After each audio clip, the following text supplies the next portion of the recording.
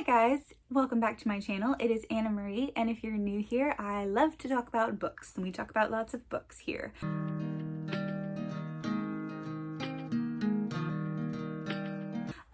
Today, however, we are not going to be talking about books specifically. I am about to turn 25. June 7th is my birthday. Hopefully it's today when this video comes out. It's a little bit before that when I'm recording it. But it's my 25th birthday, and that's a quarter of a century. So I have a lot of feelings about that. But to celebrate myself, I wanted to do the 25 Bookish Facts video. I'm not even sure if this is like a real tag. I've just seen a lot of booktubers do this, and I wanted to do it because 25 is my age and 25 is the number of facts on this video. So yeah. Also, I am wearing my Star Wars t-shirt, which you've probably seen before, but I love it. It's Darth Vader. Star Wars is cool. All right, so here are some bookish facts about me. The first one is, I used to dog ear my pages. Please don't come for me. I can't even say why. And I will say that I was pretty good about not dog earing library book pages. But if I owned the book, I would dog ear the pages. And I hate it. I hate that I did that because I have this one book that was literally my favorite book of all time, and I've read it at least 20 times. And every single page has that dog ear mark on it, and some of those pages are starting to like fall apart because I dog-eared the pages, and I hate that. The second fact relates to the first, and it is that I hate the idea of dog-earing pages now. Any book, whether I own it, library book, whatever, I never ever dog-ear pages. I always use a bookmark. Third is that I have a weird habit of matching my bookmarks to the cover of the book. I usually do this, just like colors. If a cover has certain colors on it, I try to find a bookmark that matches those. And I usually get my bookmarks from Amazon. I just find like packages of 50 or 60 bookmarks, and I have several different kinds. I have some that have motivational sayings on them. I have some that are really pretty Asian art, Chinese like drawings. So yeah, whatever bookmark I'm using, I usually try to match it to the cover of the book. This next one just shows that I am a bit of a book snob, and that is I really don't like to break the spine of paperbacks. I really don't. I just don't like the way it feels, and I don't like the way it looks on the bookshelf. And it's really hard because if I have a book that's a mass market paperback, it's nearly impossible not to break the spine. Like, you have to barely hold it open to read it if you're not going to break the spine. So it can be annoying, but I usually stick to that rule. Number 5 is about the debate on hardback versus softback paperback. And honestly, I'm kind of in the middle. I love to read floppy paperbacks. Like, I love to read and hold paperbacks, but for the aesthetic on the bookshelf, I actually love the way that hardbacks look on the bookshelf. So I don't know, I have a lot of hardbacks and I have a lot of paperbacks. Number 6 is one that I think applies to every single book lover in the entire world, and that is I love the smell of both new and old books. They're very different smells. Like, you pick up a new book and it has a very specific smell. I love that smell. And you pick up an old book that's been, sitting and yellowing and it's a little dusty. I like that smell too. The more I talk about this, the weirder it sounds. Number 7 is also because I'm a snob, or a book snob at least, and that is I don't like random bookmarks, like a receipt or a just random sheet of paper. I really just don't like that. I like to have a pretty bookmark, and yeah, it's weird. I don't know. I just don't like random bookmarks. Number 8 is that I do not organize my bookshelves by alphabetical order. I tried that, but I just found that I liked some series and books to go with each other. Like, they looked better together. So I didn't really like the alphabetical order. I also tried Rainbow, and it just made me really anxious not to have all the series together, or the books in a series together. So now I basically do it by genre, and then within those genres I just put them together however I like them to look. Like, they just look pretty next to each other, so I put them there. No stress. Number 9, I like to have both the physical version and the audio version of some of my favorite books so that I can go back and forth. I don't always have time to sit down and physically read the book, especially when I'm working. So I like to have the audio and the physical so that I can switch back and forth between the two. Number 10 is also something that I think a book collector, it's very common to have this, but for some of my favorite books, I have 2 copies, sometimes 3, or different editions of that book. And honestly, I should feel guilty about it, but if you love a book dearly, I think it is okay to want to have as many versions of that book as possible. For example, Brandon Sanderson. I love the UK editions that are the white with the little splash of color on those. I have the Mistborn trilogy in those. I have Elantris in that and Warbreaker. And I know I have one other version of Mistborn, maybe 2. I have one other set of Mistborn books I know, and I have one other edition of Elantris. So, and I also have the Stormlight Archive, but eventually I would love to get the UK edition in the Stormlight Archive. And don't even get me started about the leather-bound Brandon Sanderson editions, okay? Don't get me started on those. I don't have any because they're insanely expensive, but I want them more than anything. Number 11, I prefer to annotate my books using color-coded sticky notes. I have tried several different types of sticky notes and annotating methods, but I have found that these little post-it sticky notes that are translucent are my favorite because you can see the color, but there's also this little white translucent part that doesn't cover up the words. And I really don't like when sticky notes cover up the words because when I go back and look, I have to move the sticky note. And I do write in my books. Sometimes I'll use pencil, but I have found this really nice pen that is not one that bleeds through the pages. Even when it's like those Bible thin pages, it doesn't bleed through. So when I can find pens like that, I will use those. But other times I'll use pencil because I hate when it bleeds through.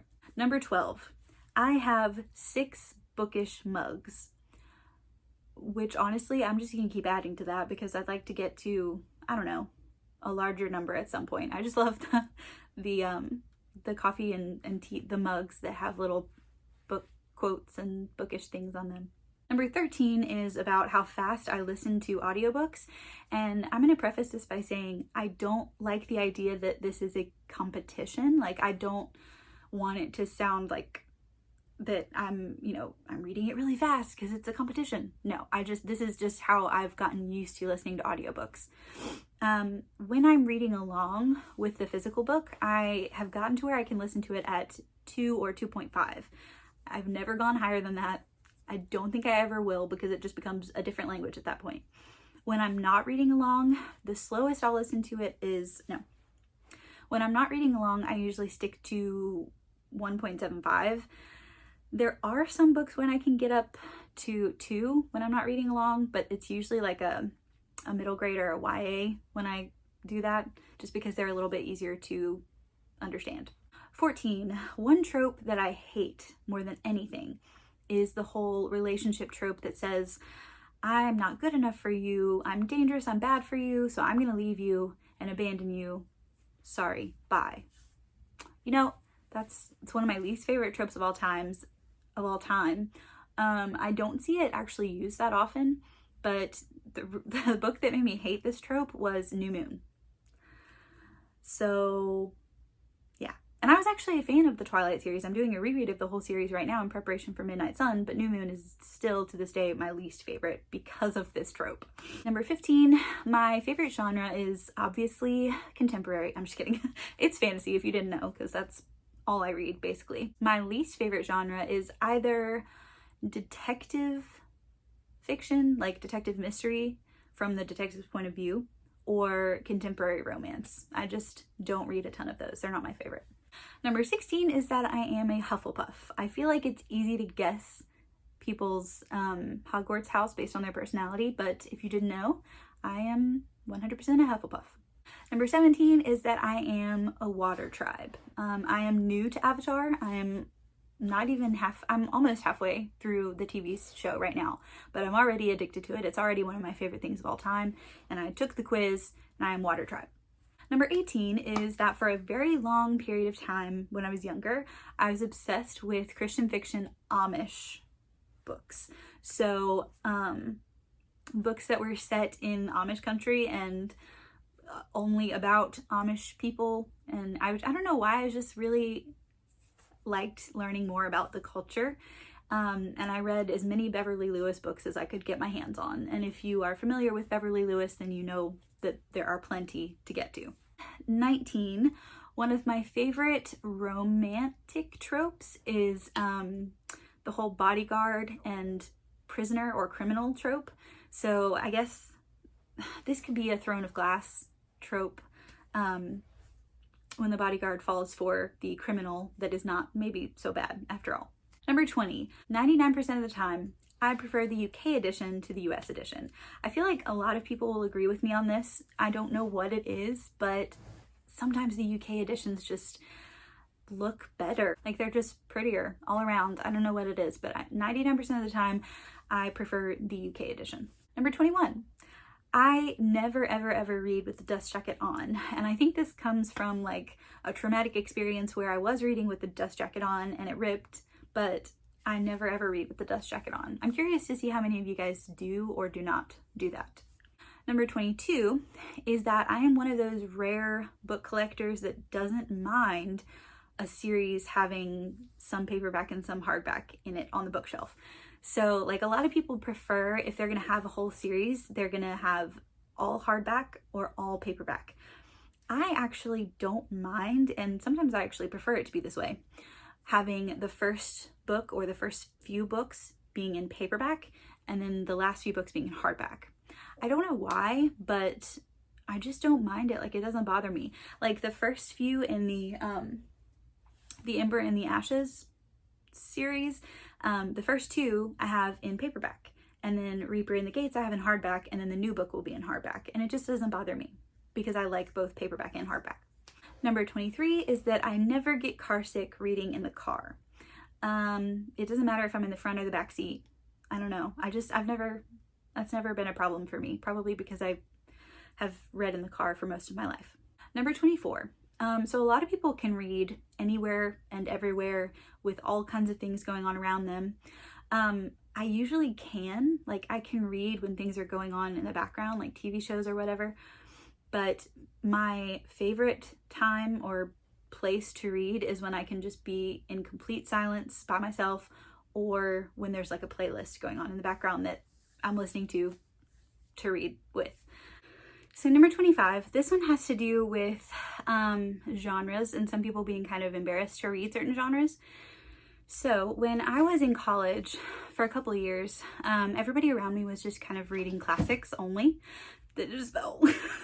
It's okay. It's fine. Everybody around me was just reading classics, and I had always been a huge fan of YA fantasy and just sci-fi, any genre that I could get my hands on.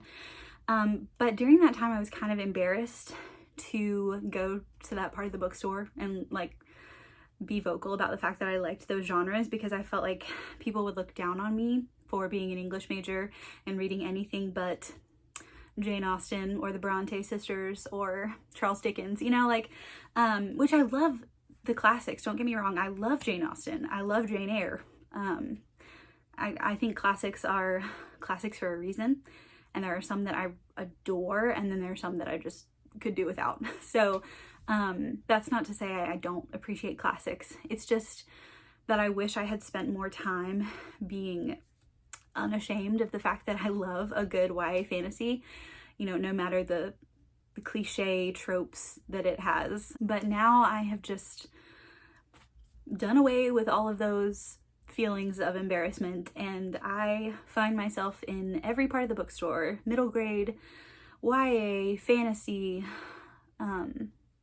rarely contemporary, but that's just personal preference. But now I just find it so much easier because I don't feel embarrassed about the genres that I want to read. I read because I enjoy it, and that includes classics, fantasy, sci-fi, middle grade, YA, everything that I want to read. So those are 25 facts about my 25-year-old self, and I hope you enjoyed this video, and I'll see you guys again soon.